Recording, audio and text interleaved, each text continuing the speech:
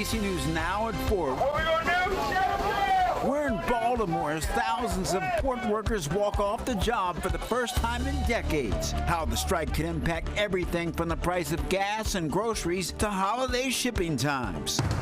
Plus, coughing up cash, how much District Dogs has to pay in response to last year's deadly flooding, and the improvements they're required to make at all 4 locations. We're getting through one last soggy day before it starts to dry out tomorrow. We'll let you know when the sun will also break back out. When they get out of that water and they dry off, there really is an eagerness, a calmness. And combining tech and the water, how a local program is teaching kids to swim and beef up their computer skills all at the same time. You're watching the station covering all of the DMV. This is DC News Now. And thank you for joining us for DC News Now at 4. I'm Mark Hall. Good afternoon, and I am Annalisa Gale. All right, another damp day in the DMV. You're taking a live look outside at the National Cathedral on this Tuesday. It's been another gloomy day here in the district. It's good to have an umbrella, and I have 2, and I usually give one to one of my friends who don't own one. Let's head over to meteorologist Damon Madsen, who I don't think is an umbrella owner, with a check on our forecast. Damon, did you have an umbrella today? I've had one since Christmas. I got Okay. one as a gift because I needed it. I stand corrected, and an apology, sir. Oh, no worries, no worries. But yeah, you definitely needed one if you didn't own an umbrella before today, or at least a rain jacket. I think Mother Nature tried to change your mind on that, because we had that rain that was constant throughout much of the morning. We even had a wave of rain that just sat over DC from about 8 to 9 this morning, straight into the early afternoon. Thankfully, that has finally broken up. You saw the National Cathedral there, visible finally that rain has let up. And for the most part, across the entire DMV, we are not seeing a whole lot of additional rain, just some pockets of light activity that continue to work their way through. But there it is, folks. DC, that recording almost up to 1.5 inches there from that very steady rain that came down for several hours. Other parts of the DMV, western Maryland down toward the Blue Ridge, a couple of locations picked up near that inch mark as well. But for most of the DMV, this rain has been on and off and light, but it's enough to be a nuisance. And we are still going to see some additional isolated showers, light drizzle as we head into the night. But a drying trend is taking place. Now, as we head into the day on Wednesday and things dry out, do we also break up this cloud cover? We'll have that answer in your full forecast coming up here in just a bit.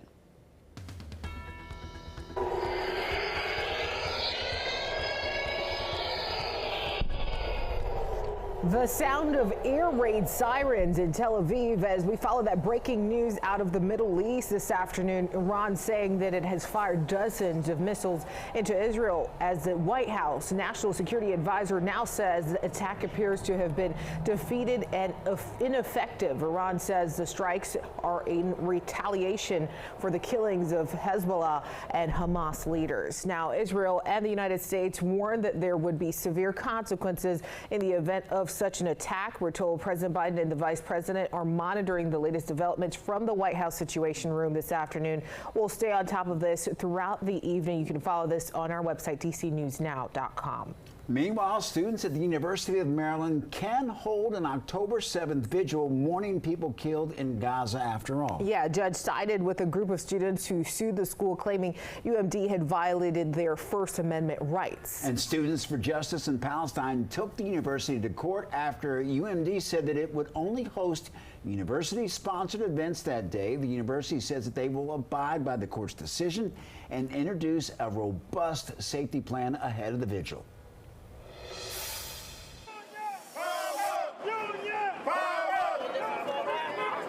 Time happening now. Port workers from Maine to Texas are walking off the job for the first time in decades. They're rallying for higher pay and protection against automation.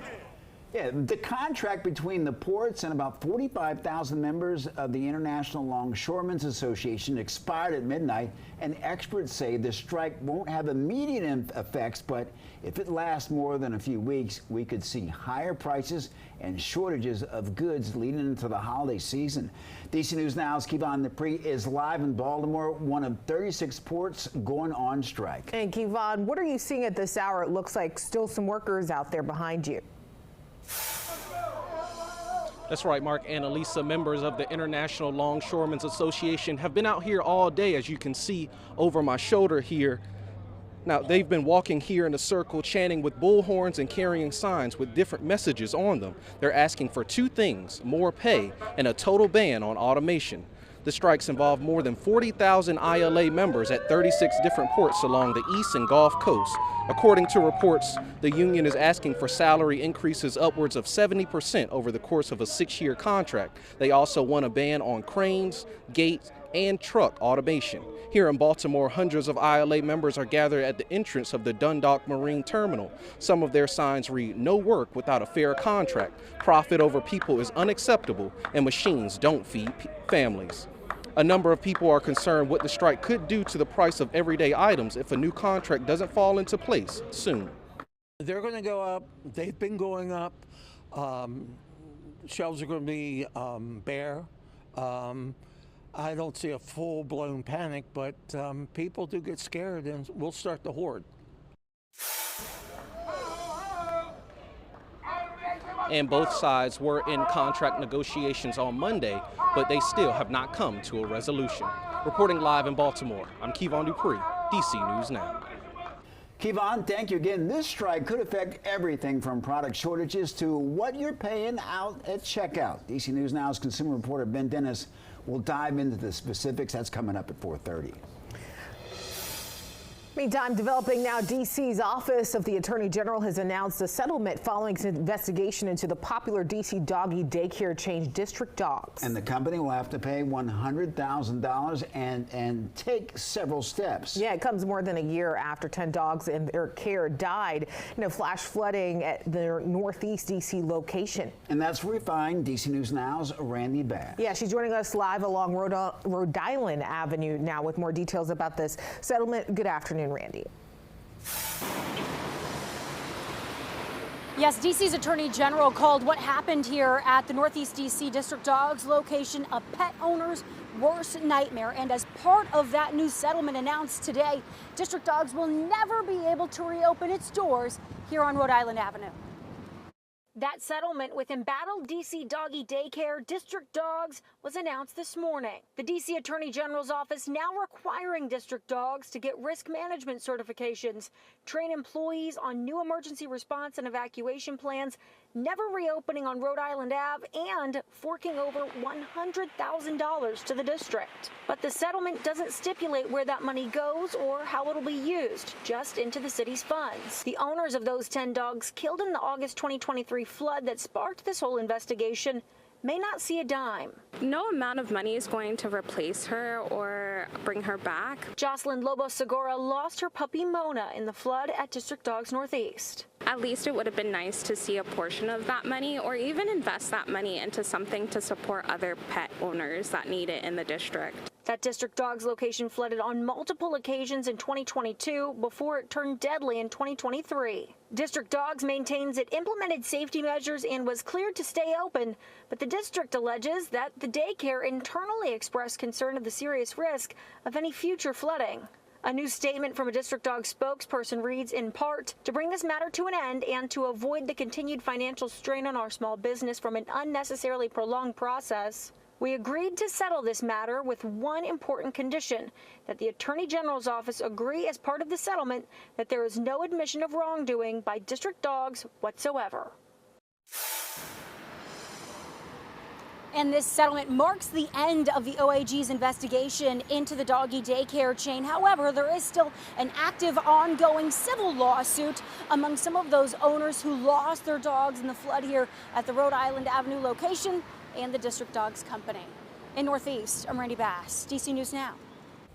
All right, Randy, thank you. Well, meantime, in our schools, there are concerns about lead exposure at an elementary school in Alexandria, Virginia. Now, Naomi L. Brooks Elementary was closed today as a precaution. Students have the rest of the week off for the Jewish holiday. We're told the potential exposure happened during a window replacement project and that cleaning and testing is now being done at that building.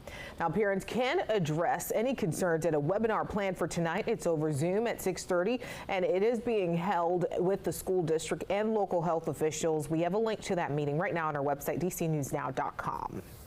Well, a staple of wintertime and the holiday season returns to the district this year, but you'll find the downtown holiday market in a new place with a new name. Yeah, this year's DC Holiday Market is moving to DuPont Circle on 19th Street. The change comes after the Washington Post reported in June that there was a disagreement over the location of that market. The new location will feature more than 30 small businesses. And the downtown DC Holiday Market is slated to open on November 22nd. Well, the Virginia Department of Health is warning you to stay away from natural bodies of water. It comes after Helene brought heavy rain to our region. And because of the heavy rainfall and flooding, pollution, debris, and animal waste can land in our coastal waterways. VDH says they avoid swimming 3 days after these type of rain events. And once those 3 days pass, check with your local health provider. And you'll also want to avoid swimming in areas where there is green film in the water or the water is cloudier than usual. Because of the damage from Helene, some Virginia state parks are closed for repairs, and that includes several trails at Shenandoah National Park. And if you booked an overnight reservation at any of the affected areas, you will be notified. Well, turning now to sports, it's a big night in Baltimore with the Orioles just getting underway in their wild card matchup as they look to make a run in the MLB postseason. Right now, the O's are taking on the Kansas City Royals at Camden Yards. It's a game, one of the best of 3 series. There's no score yet in the first inning. We'll keep you updated throughout the evening, and our sports team will have a live report from Camden Yards immediately following that game.